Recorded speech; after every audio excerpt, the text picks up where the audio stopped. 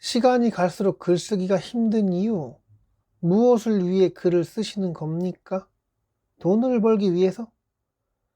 글 쓰는 건 당연히 힘든 건가? 그러면 팔굽혀펴기는 어때요? 스쿼트는 혹시 매일 하고 계시나요? 1km를 쉬지 않고 달리는 행위는요?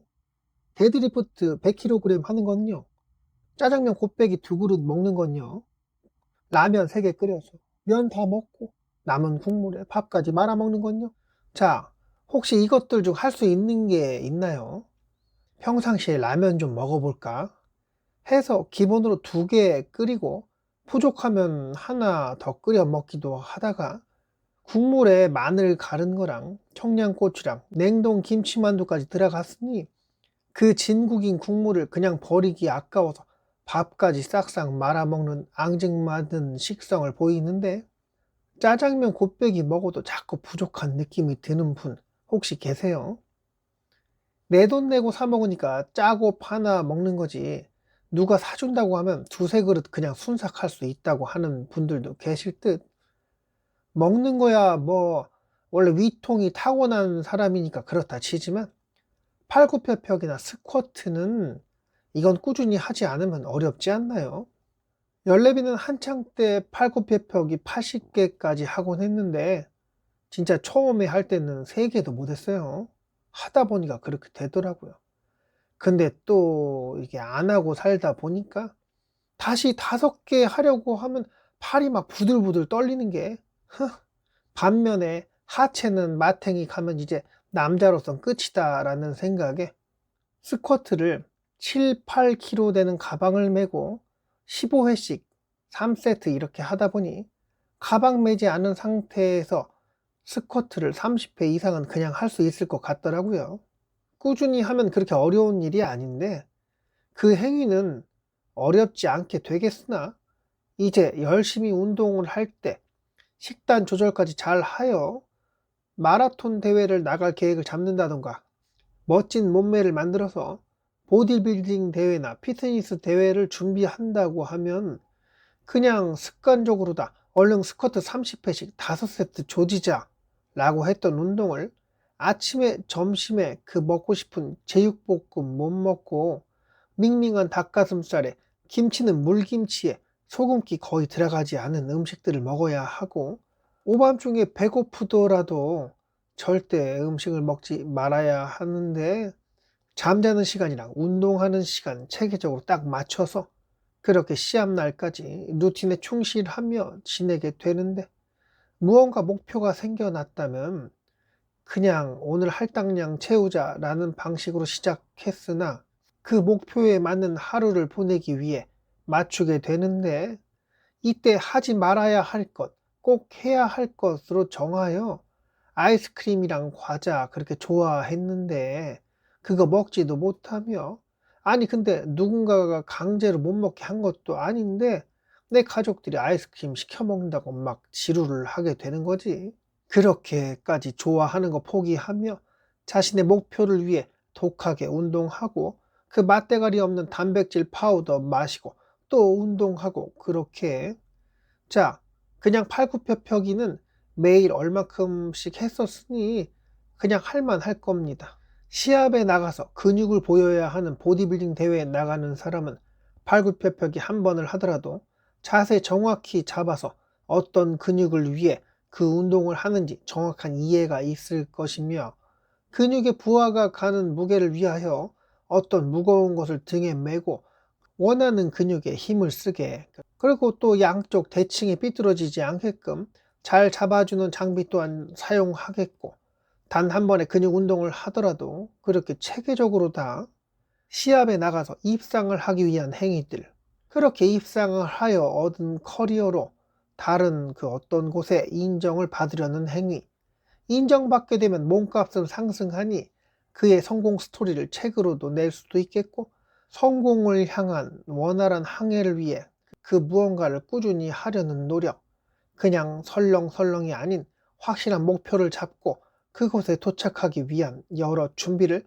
차근차근 매일매일 하게 되는데, 열레비는 하루에 최소 30분 아니면 길게는 1시간 정도를 글 쓰는데 시간을 쓰고 있는데 그 글 쓴 내용을 대본 삼아 영상 촬영을 하여 영상 편집 후 유튜브에 업로드하며 그렇게 거의 5년 정도를 지낸 것 같은데 그간에 없앤 채널도 몇 개 되고 그나마 꾸준히 운영해왔던 연랩 외계인 채널 또한 마탱이가 가서 이렇게 연랩이 채널 다시 파서 영상 업로드하고 있는데 아까 말했다시피 연랩이는 매일마다 글을 쓰고 그 글을 대본 삼아 영상을 찍었다고 했잖아요. 어떤 내용이라도 다 유튜브에 업로드했기에 진짜 일기 쓰는 방식으로 그냥 일상을 갖다 떠든 것도 올리곤 했어요.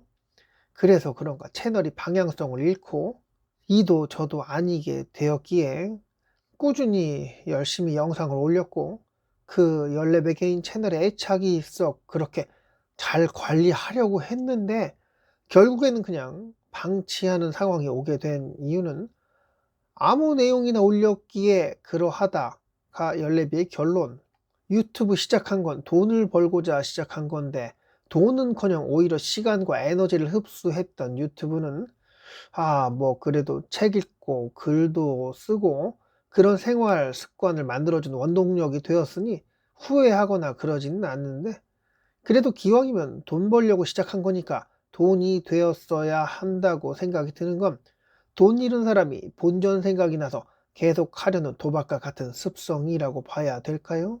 아무튼 돈 벌려고 했다면 그렇게 아무 글이나 써서 유튜브에 올리면 안 되었는데 하는 미련이 좀 남아서 그런가 이제 새로 개설한 이 열레비 채널을 운영하면서 아침에 글 쓸 때도 제목을 정하여 글을 쓰다가 다시 지우기도 하고 제목도 다시 적기도 하여 그렇게 적었다 지웠다 적었다 이게 맞나 하고 생각을 또다시 해보는 습관이 생기게 되었는데 그러다 보니 예전처럼 글이 막 쉽게 나오진 않게 되었더라고요.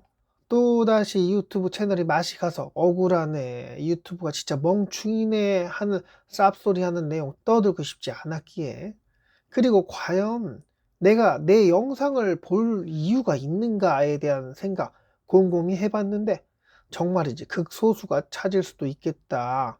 연랩이 지인이나 가까이 있는 사람들이 내가 불쌍해서 들어와서 좋아요 한번 눌러주는 건 아닌가 하는 그런 생각도 드는 건 예전 채널이 마탱이 가서 아직 멘탈이 제자리로 돌아오지 못했기에 그런 것 같기도 하고 글 쓰는 게 힘든 이유는 첫 번째, 평상시 글을 잘 쓰고 살지 않았기에 두 번째, 글을 쓰는 행위에 목적을 두었기에 결국 돈이 되었던 누군가에게 인정이 되었던 자신의 커리어를 키우기 위해 그랬던 뭐가 되었던 나만 보는 일기장이 아니라고 누가 판단해 줄 내용이기에 다른 이의 눈치를 보며 작성하려고 했기에 더더 글쓰기가 만만치 않게 느껴지는 거 맞죠? 이전에 있었던 일상에 대한 내용을 끄적여 보고 싶긴 했는데 막상 그게 내 속에 또 다른 존재가 브레이크를 걸어서 그런 건가?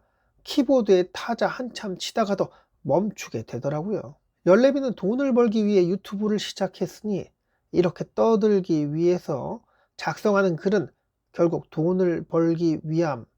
돈을 번다는 것은 돈은 타인이 나에게 주지 않으면 생기지 않는 거랬는데 누군가가 마음에 들어야 그래야 조회수도 좀 나오고 좋아요도 좀 찍히고 구독도 하고 그러는 거니까 고객의 눈치 봐가며 영상을 올려야 뭐가 되던가 하는 게 맞을 테니 그 영상의 근원이 되는 글쓰기는 당연히 예전과 다르게 신중해질 수밖에 없는 것이고 오신님의 입맛에 딱 맞출 수는 없겠으나 횟집이라 알고 오신 고객님께 갑자기 삼겹살을 내갈 수는 없는 노릇이니 아무튼 글을 쓰는 행위가 나중에 나에게 도움이 되게끔 하겠다 라고 마음을 먹었기에 제목도 잘 생각이 나지 않고 글 쓰는 게 더 어렵게만 느껴지는 것은 어쩌면 당연한 일, 조금은 발전했기에 이런 고민도 하게 되는 건 아닌가 하는 생각도 해보게 되네요.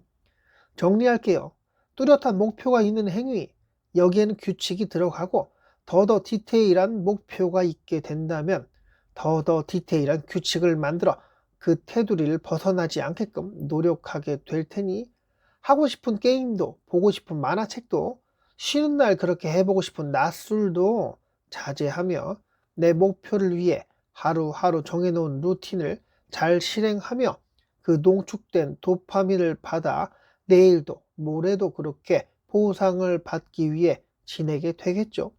열내비도 지금 이 영상을 보고 계신 그대 또한 궁금한 점이나 의견을 댓글에 남겨주시면 이후에 영상을 보시는 분들께 도움이 될지 또 모르잖아요. 이만 할게요. 오늘도 정한 목표를 위해 정해놓은 루틴 실행을 잘 하시길 바라고요. 영상 끝까지 봐주셔서 감사합니다. 화이팅!